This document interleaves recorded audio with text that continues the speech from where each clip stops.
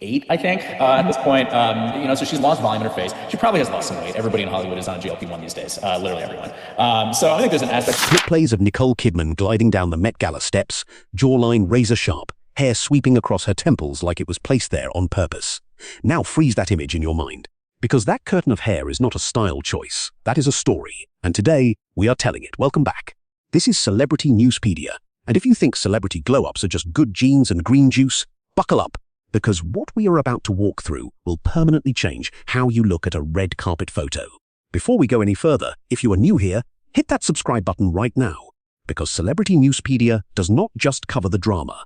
We expose what the headlines are hiding, and trust us, the headlines are hiding a lot. Let us start with Nicole Kidman, because Nicole is the blueprint. We are talking about a woman who stepped out of a 1989 thriller as a fresh-faced 22-year-old with wild red curls and a face that Hollywood immediately fell in love with.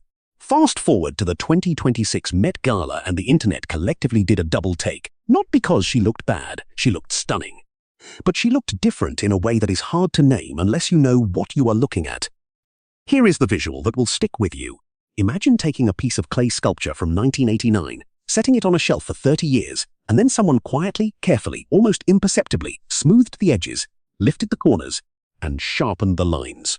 Nobody touched it, officially, but the clay does not lie. The brow is the first tell. But to my untrained eye, one of the biggest differences in the face, I think, is the space between the nose and the top lip. I believe that area is called the filtrum, that fold under the nasal passages. Does that look like it's been shortened to you? The nose looks decidedly different to me. And what would do that? Can they add cartilage into the nose? You can. I'm not convinced she's had a rhinoplasty. But yes, really? You can add cartilage. That slight peak at the outer edge, that architectural lift that no amount of mascara produces. That is a brow lift. Then there is the jawline, snatched in a way that makes your average 58-year-old's neck look like a different species. And then there is that space, the filtrum, the little stretch of skin between the base of the nose and the upper lip. Shorter than it used to be. Quietly, elegantly shorter. That is what a lip lift does. He did have upper cleft. He has less volume in his face, and he's not rocking the stubble that's become his trademark for so many years. So his jawline and his neck were previously fairly obscured. I would believe that. I think he probably did have a facelift. If you look at that jawline, he almost has like a little indent where the jowl should be. Yeah. And that can be a trademark of actually taking out jowl tissue and as well as moving the skin up. And a well-done one hides its scar right in the natural crease where the nose meets the skin. You would never see it. You were never supposed to. This is the art form nobody talks about. The surgery that succeeds is the surgery that disappears. Now let us talk about the ones that did not disappear. Adam Levine walked out somewhere in 2025 looking like he had been run through a filter that nobody could identify. The skin was tight. The jawline was aggressive. The eyes had this fixed, wide-open quality, like a man who had just heard something shocking and could not quite relax his face back down. His hair was dyed so dark it looked painted on. And those brows, lower than they used to be, heavier, creating a kind of brooding intensity that reads less rock star and more unsettling. Here is the thing about upper eyelid surgery done without a brow lift. When you remove the skin between the brow and the lash line, you are shortening that distance. The brow does not go up. It actually looks like it drops. The eye opens, the brow descends, and suddenly the most masculine face in a room looks like it belongs somewhere else entirely. That staring quality, that barely blinking. Facelift, because I think that patient zero for the worst male celebrity facelift of all time is probably Kenny Rogers.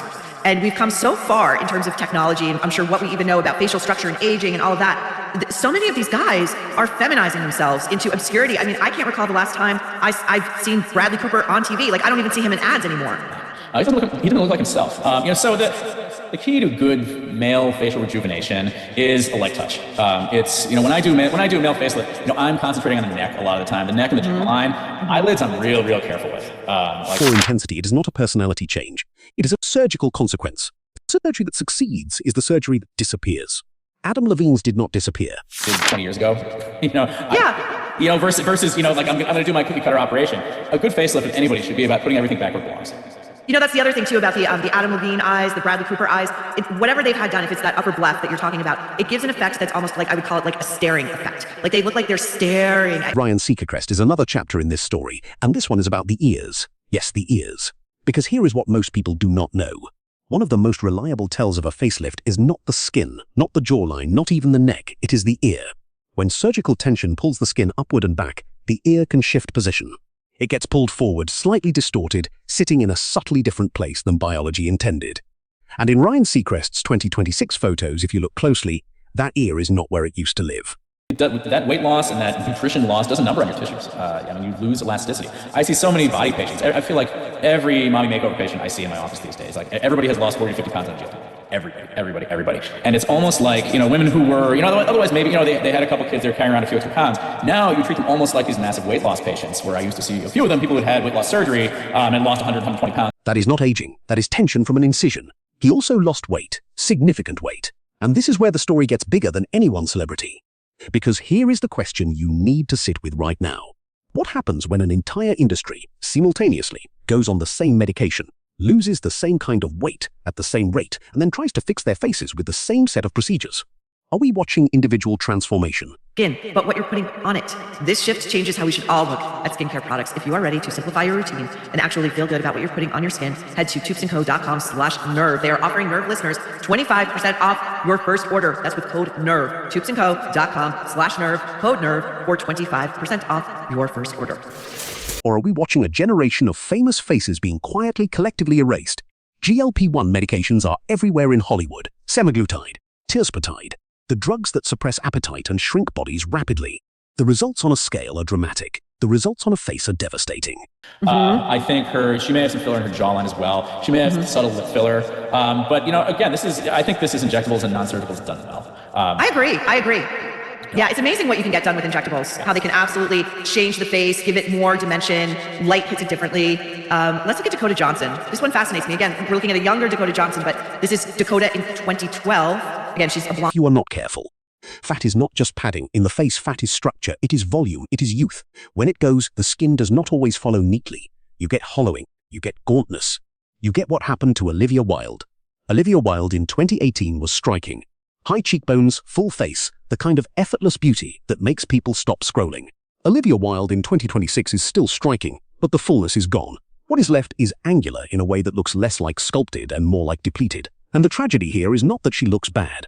The tragedy is that she looked extraordinary before, and the pressure of an industry obsessed with thinness apparently whispered loud enough that she listened.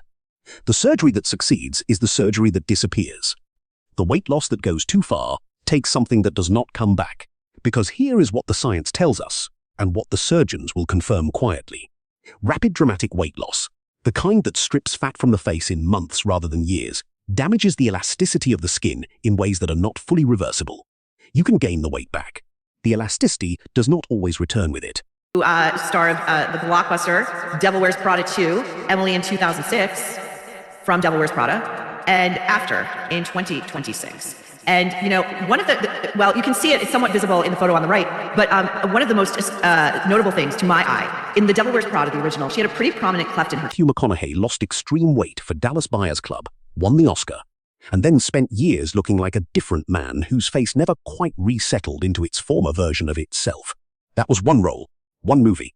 Imagine doing that as a lifestyle. Now let us pivot to the success stories, because this is not all a cautionary tale. Denise Richards. Take a moment with Denise Richards. Implants in 10 years ago, who I still see for Botox and fillers and things, and it's like, still looks perfect. Just curious, how do they attach? Well, there are a couple. So how do they attach? I put them into a couple of screws. So they're like really 2 to 3 little baby screws. Which goes. Oh my God, but we're talking. Because this is what getting it right looks like. The before and after here is not jarring. It is not uncanny. It does not make you reach for words like overdone or frozen or too much. What it makes you say is, she looks rested. She looks like herself, but like herself 10 years ago on a really good day. The jawline is clean without being aggressive. The eyelids are lifted without that startled quality. The mid-face has its softness back. Everything is where it belongs, which is exactly the point. A good facelift does not move things to new places. It puts things back where they started. And here is something that will genuinely surprise most people. That result does not require a celebrity budget. People will put them in stitches to the soft tissue. People will just make a pocket and shove it in there. You don't want it to move. You want it to act like part of your bone, so make it a part of your bone. Little screws, easy. I'm so fascinated by this. Okay, we gotta look at Charlize Theron before and after. This is The procedure itself, done by a skilled and properly credentialed surgeon, is not the financial impossibility that the tabloids suggest when they throw around numbers that belong in the same conversation as yacht rentals and private islands. The technology has not changed so dramatically that only the ultra-wealthy can access competent hands. What you are paying for at the very top of the market is the name, the discretion, the Manhattan zip code. Zoe Kravitz is the injectable argument made flesh. Here is a woman who has never, by all credible accounts, gone under the knife in any significant way, and yet the difference between her 2004 self and her 2026 self is extraordinary. The cheekbones are more defined. The jawline has a subtle sharpness. The chin has a delicate point that photographs beautifully. That is not surgery. That is filler placed precisely by someone who understood that the goal is not to add but to restore what the bone structure was always suggesting was there. That is what judicious injectables in the right hands produce, not a new face. A more clarified version of the original, Gwyneth Paltrow, is the masseter story, and it is one of the most underrated transformations in Hollywood's recent history. Those chunky jaw muscles, the squareness that used to define the back of her jawline in older photos, gone. Not because of surgery, because of Botox injected into the masseter muscle, weakening it over time, shrinking it, softening the jaw from square into something closer to a heart shape, simple, repeatable, effective, and almost never discussed when people marvel at the way certain faces have quietly evolved. Which brings us back to the question that every single one of these transformations raises, and none of them answers. Where is the line? At what point does enhancement become erasure? At what point does looking like a better version of yourself become looking like someone else entirely? Bradley Cooper, who once had a face so specific and so recognizable that it defined a particular brand of Hollywood leading man, now walks into rooms and takes people a beat too long to place. That is not a glow-up. That is a disappearance. The surgery that succeeds is the surgery that disappears. But sometimes the person disappears with it. So here is what we want to know from you directly. Drop it in the comments right now. Which celebrity transformation on this list do you think went too far? And which one do you wish more people were talking about? We read every single one.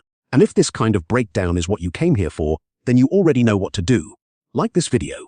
Share it with someone who will spend the next hour zooming into red carpet photos.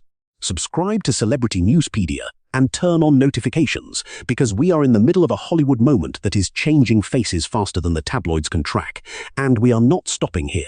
Every week we go deeper, we go further, and we show you what the headlines are too polite to say out loud. Do not miss what is coming next.